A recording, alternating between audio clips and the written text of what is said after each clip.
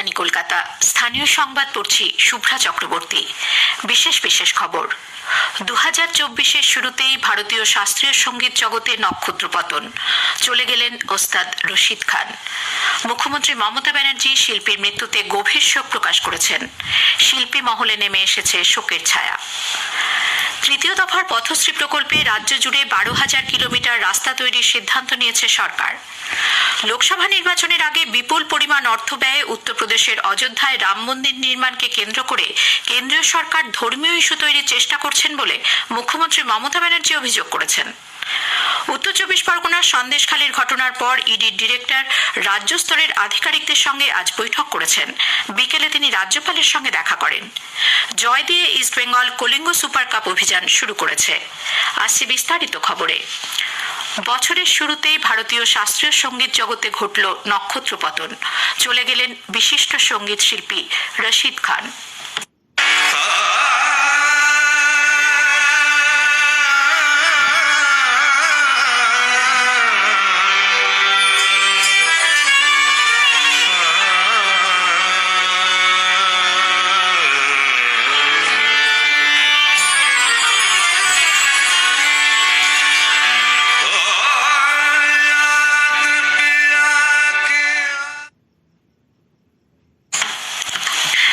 আজ বিকেল 3:45 কলকাতার এক বেসরকারি হাসপাতালে তাঁর মৃত্যু হয়। বয়স হয়েছিল মাত্র 55 বছর।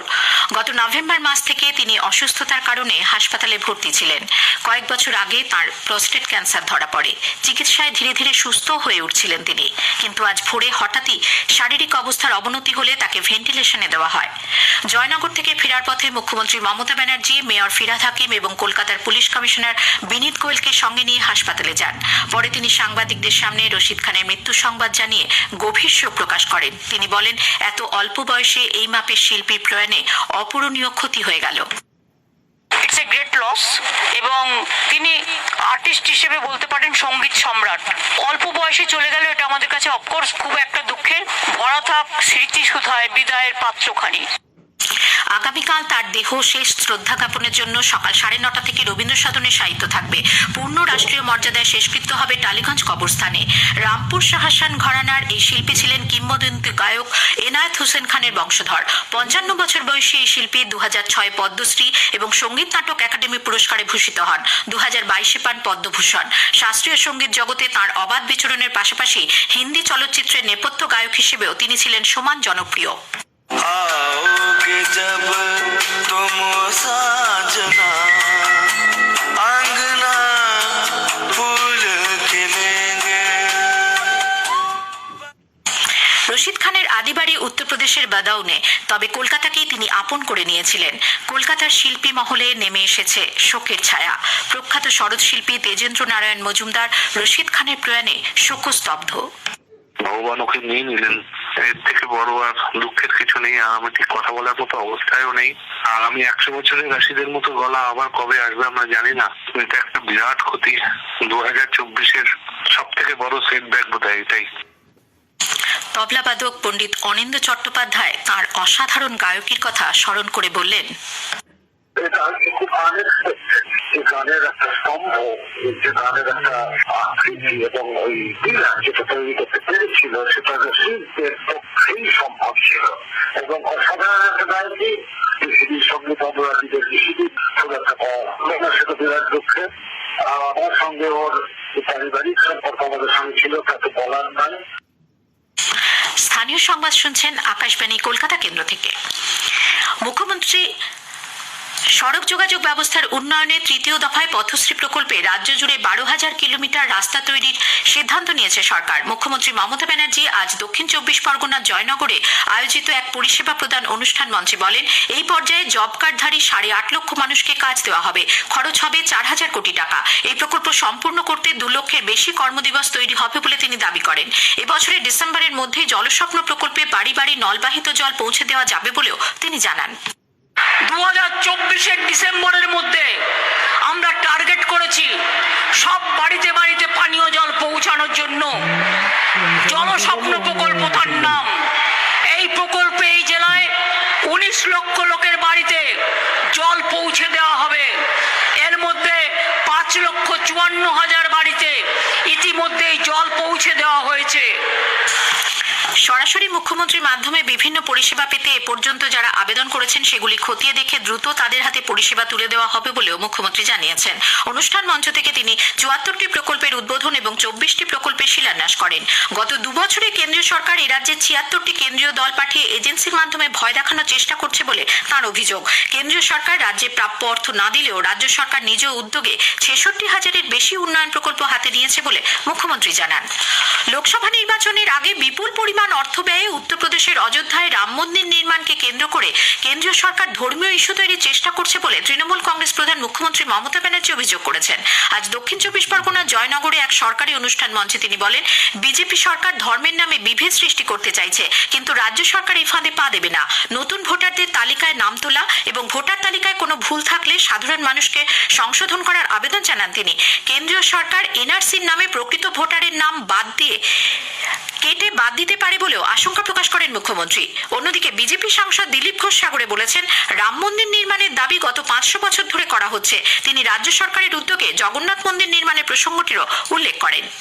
ক্রমবর্ধমান সাইবার অপরাধ প্রতিরোধে সাধারণ মানুষের মধ্যে সচেতনতার প্রচার করতে কলকাতা পুলিশের একটি বিশেষ বাস আজ পথে নেমেছে। আউটরামঘাটে গঙ্গাসাগর মেলা ট্রানজিট ক্যাম্প পরিদর্শন করে মুখ্যমন্ত্রী সাইবার বাস নামে ওই বাসের উদ্বোধন করেন। কলকাতা পুলিশ ও রাজ্যের তথ্য প্রযুক্তি দপ্তরের যৌথ উদ্যোগে তৈরি বাসটিতে সাইবার অপরাধ সম্পর্কিত নানা তথ্য, সাইবার প্রতারণার হাত থেকে বাঁচার বিভিন্ন উপায় সম্পর্কে শিক্ষা দেওয়ার ব্যবস্থা থাকছে। অনুষ্ঠানে মুখ্য সচিব ভগবতী প্রসাদ গোপালিকা, স্বরাষ্ট্র সচিব নন্দিনী চক্রবর্তী, রাজ্য পুলিশের মহানির্দেশক রাজীব কুমার প্রমুখ উপস্থিত ছিলেন। পশ্চিমবঙ্গের সন্দেশখালির ঘটনার পর ইডির ডিরেক্টর রাহুল নবীন রাজ্য স্তরের আধিকারিকদের সঙ্গে আজ প্রথম দফায় দুপুর ২:৩০ পর্যন্ত বৈঠক করেন। এনআইএ, বিএসএফ, সিআরপিএফ এবং সিআইএসএফ এর আধিকারিকরা এখানে উপস্থিত ছিলেন। সল্টলেকে সিজিও কমপ্লেক্সে এই বৈঠকের পর আরও একটি বৈঠক হওয়ার কথা রয়েছে। একই দিনে দুবার কেন্দ্রীয় তদন্তকারী সংস্থার আধিকারিকদের নিগৃহীত হওয়ার ঘটনা আলোচনায় স্থান পেয়েছে বলে মনে করা হচ্ছে। এরপর বিকেলে তিনি রাজভবনে গিয়ে রাজ্যপাল সিভি আনন্দ বোসের সঙ্গেও দেখা করেন। খাদ্য দুর্নীতি মামলায় অভিযুক্ত তৃণমূল কংগ্রেস নেতা শেখ শাহজাহান রাজ্য পুলিশের কাছে আত্মসমর্পণ করলে তাকে এনকাউন্টার করা হতে পারে বলে বিরোধী দলনেতা শুভেন্দু অধিকারী আশঙ্কা প্রকাশ করেছেন। উত্তর চব্বিশ পরগনার দেগঙ্গায় কার্তিকপুরে আজ দলের বুথ কর্মী সম্মেলনে যোগ দিয়ে তিনি বলেন, খাদ্য দুর্নীতির কতটা পরিমাণ প্রাক্তন খাদ্যমন্ত্রী জ্যোতিপ্রিয় মল্লিক এবং অন্যদের কাছে গেছে তা ইডির কাছে প্রকাশ করা উচিত। আমি শাহজাহান শেখকে ওপেন সভা থেকে বলছি, আপনি সারেন্ডার করুন ইডির কাছে গিয়ে, আপনার দুষ্কর্ম যা যা করেছেন বলে দিন। মমতা পুলিশের হাতে ধরা পড়লে এনকাউন্টারও করে দিতে পারে। খাওয়া বড় খারাপ। আজকেও জয়নগরে হেলিকপ্টার দেখতে লোক এসেছে, বলতে উঠেছে পিছন ফাঁকা। ইডির অভিযান চলতে থাকলে রাজ্য জুড়ে জনগণের মধ্যে ক্ষোভ আরো বাড়বে বলে মন্ত্রী শোভনদেব চট্টোপাধ্যায় মন্তব্য করেছেন। তিনি আজ সাংবাদিকদের বলেন, যেসব রাজ্য বিজেপি শাসিত নয় সেখানেই শুধু ইডি সিবিআই দুর্নীতি দেখতে পাচ্ছে। জনবিস্ফোরণ হবে এরপরেতে। এখন তো সব একটা জায়গায় হয়েছে বলে সারা বাংলা জুড়ে জনবিস্ফোরণ হবে এবং ভারতবর্ষে যেখানে যেখানে বিজেপি সরকার নেই সেখানে ইডি যাচ্ছে আর সব যুধিষ্ঠিরের ছেলেপুলে। অন্যদিকে এই মন্তব্যের প্রেক্ষিতে অধীর রঞ্জন চৌধুরী বলেন, এটা আসলে দুষ্কৃতীদের সংগঠিত আক্রমণ। এটা জনবিস্ফোরণ নয়, এটা ক্রিমিনালদের, অপরাধীদের বিস্ফোরণ, অপরাধীদের সংগঠিত আক্রমণ। জনবিস্ফোরণ হলে ভালো লাগতে পারে, কিন্তু এটা অপরাধীদের সংগঠিত আক্রমণ বলে মনে করি। Predetermined, well organised assault. জয় দিয়ে ইস্টবেঙ্গল কলিঙ্গ সুপার কাপ অভিযান শুরু করেছে। ভুবনেশ্বরে আজ সুপার কাপের প্রথম ম্যাচে ইস্টবেঙ্গল ৩-২ গোলে হায়দ্রাবাদ এফসিকে হারিয়ে দিয়েছে। বিরতিতে খেলা ১-১ ছিল। ইস্টবেঙ্গলের পক্ষে ক্লেটন সিলভা ২টি এবং সাউল ক্রেসপো ১টি গোল করেছেন। হায়দ্রাবাদ দলের রাম লুচুগা ও নিম দর্জি গোল করেন। আজ অন্য ম্যাচে মোহনবাগান সুপার জায়ান্টস ত্রিনিধি ডেকানের মুখোমুখি হয়েছে। শেষ করার আগে খবরের বিশেষ অংশ আরও একবার। ২০২৪-এর শুরুতেই ভারতীয় শাস্ত্রীয় সঙ্গীত জগতে নক্ষত্রপতন। চলে গেলেন বিশিষ্ট সঙ্গীত শিল্পী ওস্তাদ রশিদ খান। মুখ্যমন্ত্রী মমতা ব্যানার্জি শিল্পীর মৃত্যুতে গভীর শোক প্রকাশ করেছেন। শিল্পী মহলে নেমে এসেছে শোকের ছায়া। তৃতীয় দফার পথশ্রী প্রকল্পে রাজ্য জুড়ে ১২,০০০ কিলোমিটার রাস্তা তৈরির সিদ্ধান্ত নিয়েছে সরকার।